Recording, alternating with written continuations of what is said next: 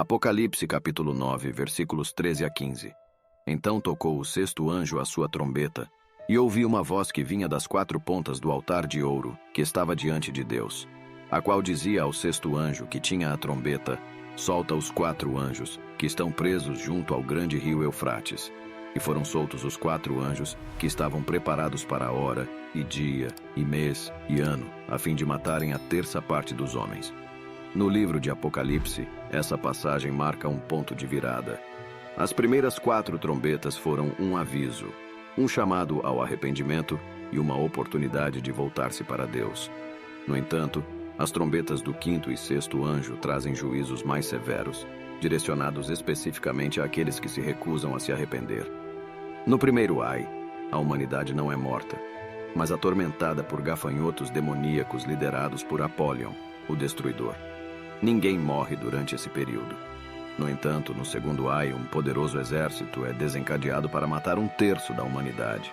Quando a sexta trombeta soa, os quatro anjos que estavam amarrados no rio Eufrates são libertados. Esses anjos foram especialmente preparados para esse evento significativo, embora não saibamos quem os preparou. Eles estavam amarrados especificamente para essa hora e com um propósito divino. Embora seja incerto se esses anjos são considerados maus, é provável que sejam anjos maus. Pessoalmente, acredito que sejam anjos maus, pois nenhum santo anjo seria obrigado dessa maneira. No entanto, independentemente de sua natureza, eles servem ao propósito divino. O rio Eufrates, no qual esses anjos estavam presos, possui um simbolismo importante na Bíblia. É associado a eventos e lugares significativos, como o Jardim do Éden e a Babilônia, que representa a rebelião e a idolatria humana. A Babilônia foi o primeiro grande império que perseguiu o povo de Deus. Além disso, o rio Eufrates servia como uma proteção militar para a cidade da Babilônia.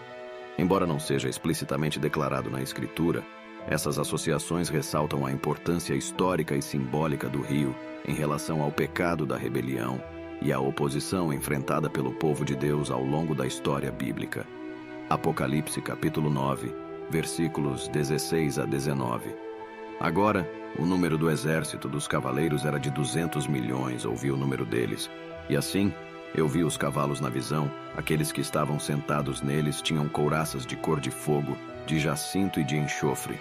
E as cabeças dos cavalos eram como cabeças de leões, e de suas bocas saía fogo, fumaça e enxofre. Por meio dessas três pragas, um terço da humanidade foi morto, pelo fogo, pela fumaça e pelo enxofre que saíam de suas bocas. Pois o poder dos cavalos está em suas bocas e em suas caudas, pois suas caudas são como serpentes, tendo cabeças, e com elas fazem mal. A descrição dos cavaleiros em Apocalipse capítulo 9, versículos 16 a 19, é uma apresentação realmente estranha e grotesca. É uma imagem vívida de horror, destruição e uma conexão com o reino demoníaco. Alguns sugeriram que, se esses cavaleiros representam um exército natural de homens, a descrição peculiar pode ser simbólica da guerra moderna, com sua mecanização, equipamentos e armamento avançado. É possível que João, em sua limitada compreensão, tenha usado esses termos vívidos para retratar a tecnologia de seu tempo. No entanto, após um exame cuidadoso, fica claro que a descrição não se alinha com cavalos de guerra convencionais ou equipamento militar moderno, como jatos de combate ou tanques. A imagem vai além do que pode ser atribuído à tecnologia humana. Portanto, uma interpretação mais segura pode ser entender isso como um exército literal de 200 milhões, mas não composto de seres humanos de uma nação específica. Em vez disso, significa um exército demoníaco invadindo a terra, mantida em cativeiro pelo Senhor até o tempo designado, quando Deus lhes concede permissão para liberar seu poder destrutivo. Essa interpretação se alinha com a descrição anterior dos gafanhotos demoníacos no mesmo capítulo. A ideia de um exército demoníaco se encaixa no contexto geral do Apocalipse e da espiritualidade da guerra retratada ao longo do livro, que enfatiza as forças do mal sendo desencadeadas sobre o mundo durante o fim dos tempos, trabalhando de acordo com a vontade do plano divino de Deus. Apocalipse capítulo 9, versículos 20 e 21, mostram que o resto da humanidade que não foi morto por essas pragas não se arrependeu das obras de suas mãos, para que não adorem demônios e ídolos de ouro, latão, prata, pedra e madeira, que não podem ver, nem ouvir, nem andar. Eles também não se arrependeram de seus assassinatos, feitiçarias, imoralidade sexual ou roubos. É realmente surpreendente que, apesar de presenciarem os notáveis acontecimentos descritos no livro de Revelação, incluindo o som das 7 trombetas, catástrofes naturais, o tormento dos gafanhotos demoníacos e a ascensão de Apólion, o Destruidor, as pessoas na Terra permaneçam impenitentes. Seria de esperar que essas ocorrências extraordinárias as levassem a reconhecer a gravidade de suas ações e se voltar para Deus. Considere o soar das 7 trombetas, cada uma trazendo um som diferente de julgamento ou catástrofe sobre a terra, servindo como um claro sinal da intervenção divina. Essas calamidades, como granizo misturado com sangue, uma montanha em chamas lançada no mar e céus escurecidos, deveriam ter motivado uma profunda reflexão sobre seus caminhos pecaminosos. No entanto, os homens amam a escuridão em vez da luz, porque suas ações eram más e eles se recusaram a se arrepender. Além disso, o tormento causado pelos gafanhotos demoníacos com Apólion à frente, com sua carga destrutiva, deveria ter sacudido seus corações e os levado a buscar misericórdia e perdão. A própria presença de tais forças demoníacas deve ter servido como um alerta, expondo a escuridão de suas ações e a necessidade de arrependimento. No entanto, os homens amaram as trevas em vez de luz, porque suas ações eram más e eles se recusaram a se arrepender. Ainda assim, apesar de todos esses eventos surpreendentes e julgamentos divinos, as pessoas persistem obstinadamente em seus caminhos pecaminosos. Isso revela a profundidade de sua condição espiritual e a dureza de seus corações, mesmo quando confrontados com a vontade de Deus e seu justo julgamento. Eles permanecem apegados inflexivelmente aos seus pecados e estilos de vida. No livro do Apocalipse, há uma representação impressionante de pessoas que prefeririam buscar a morte do que se arrepender. Em Apocalipse capítulo 6, versículo 16, está escrito que eles reconhecem o julgamento de Deus desdobrando-se diante de seus olhos. Eles estavam cientes da magnitude do poder e autoridade de Deus, a ponto de desejar que as montanhas caíssem sobre eles, buscando escapar do iminente julgamento.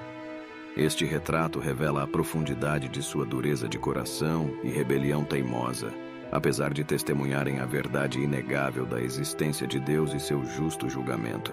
Eles escolheram resistir ao arrependimento, destacando a trágica realidade de indivíduos que, diante da misericórdia de Deus e do clamor pela transformação, se apegam obstinadamente aos seus caminhos pecaminosos, não estando dispostos a se afastar da sua maldade. Isso serve como um lembrete da importância de um coração amolecido e de uma vontade de se submeter humildemente a Deus, reconhecendo nossa necessidade do seu perdão e salvação.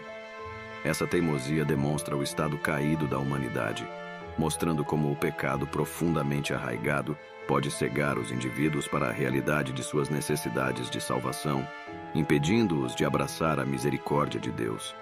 É um trágico reflexo da tendência humana de resistir à graça divina, mesmo diante de evidências irrefutáveis. No entanto, é crucial lembrar que o desejo final de Deus é que todas as pessoas cheguem ao arrependimento e experimentem o seu amor redentor.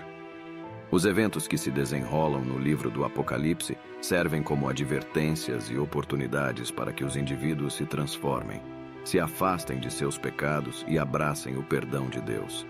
Embora a resposta do povo possa ser desanimadora, isso ressalta a importância de compartilhar persistentemente a mensagem de salvação e interceder por aqueles que ainda estão perdidos em seus caminhos impenitentes. Em Apocalipse capítulo 9, versículos 20 e 21, testemunhamos uma verdade preocupante. As pessoas estarão adorando demônios. Isso pode parecer difícil de entender, mas se refletirmos honestamente sobre o estado do nosso mundo hoje, podemos ver vislumbres dessa realidade já se desdobrando em nossa sociedade atual.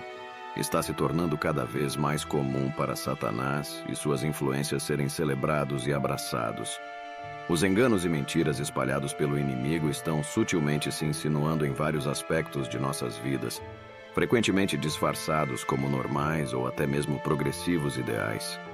Os valores e princípios enraizados na verdade de Deus estão sendo desafiados e substituídos por uma visão distorcida de guia moral.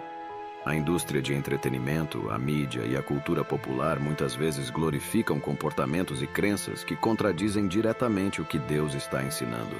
O que antes era considerado imoral ou pecaminoso, agora é celebrado e aplaudido.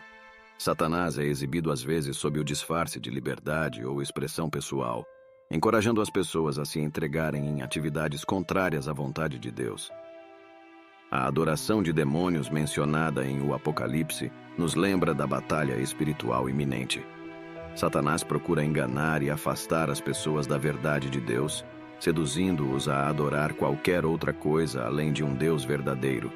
Isso pode se manifestar de várias maneiras, como idolatrar posses materiais, fama, poder, ou mesmo se envolver em práticas ocultistas que convidam à influência demoníaca.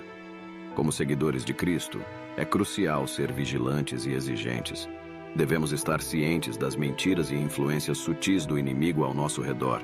Nosso mundo pode estar caminhando em uma direção que abraça e normaliza a adoração de demônios, mas como crentes, somos chamados a permanecermos firmes em nossa fé e sermos uma luz no meio da escuridão. Nossa tarefa é viver de acordo com a vontade de Deus, compartilhando a verdade e o amor de Cristo com aqueles que nos rodeiam. Não devemos nos conformar com os padrões deste mundo, mas transformar-nos pela renovação de nossas mentes. Romanos 12, versículo 2. Por meio do estudo orante das Escrituras e da confiança no Espírito Santo, podemos navegar nestes tempos desafiadores e ser um farol de esperança em um mundo que precisa desesperadamente da graça redentora de Jesus. Lembremos-nos que o poder de Deus é maior do que qualquer força das trevas, e enquanto permanecemos firmes nele, podemos resistir às tentações e enganos de Satanás. Ao fazê-lo, podemos ser um testemunho de seu amor e verdade, brilhando uma luz que expõe o vazio da adoração a qualquer coisa que não seja o único Deus verdadeiro. E assim chegamos no final de mais um vídeo. Se gostou, não se esqueça de deixar o like e se inscrever no canal, e comente aí embaixo de qual cidade você está assistindo. Fiquem todos na paz de Deus, e espero você no próximo vídeo.